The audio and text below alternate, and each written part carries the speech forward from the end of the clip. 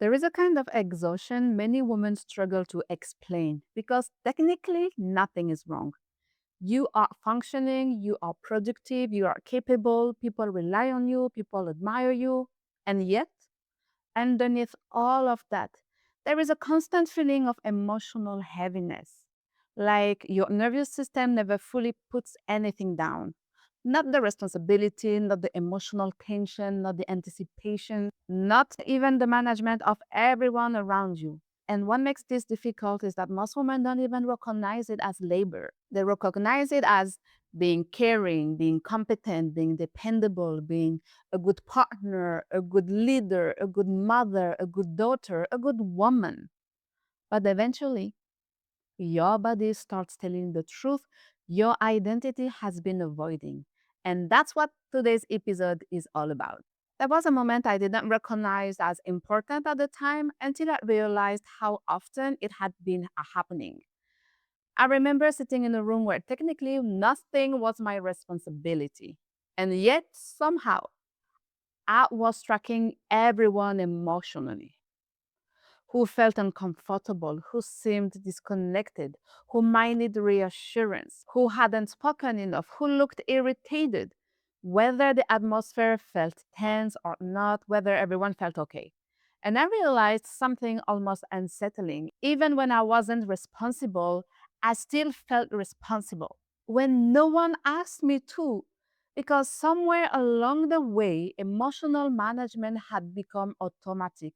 And I think many women understand this deeply, especially women who grew being praised for being mature, emotionally intelligent, being capable, being helpful, being easy, being composed. You learn very early that your ability to manage your emotion, your own and everyone else's, becomes part of your value. So you become excellent at carrying, at sensing, at adjusting, at holding everything together. And eventually, you become exhausted by a weight nobody else can even see. There is one thing about emotional exhaustion that almost nobody talks about. Sometimes it's not the workload itself exhausting you, it's the constant emotional vigilance, the anticipation, the monitoring, the soothing, the over awareness, the emotional management happening quietly in the background all day long. And this is what many researchers call emotional labor.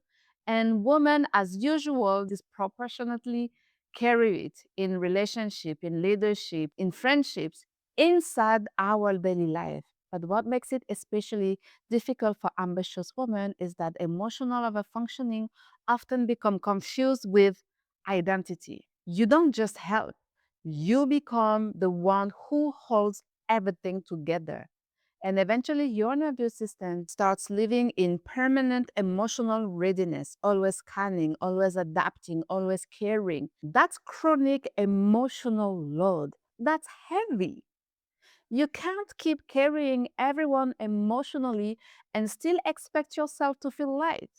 When I look back now, I realize many women move through recognizable emotional patterns, and you may recognize yourself in one or several of them. The first one is the emotional manager. You monitor everyone's emotional states before your own. You keep the peace, you absorb the tension, you smooth discomfort.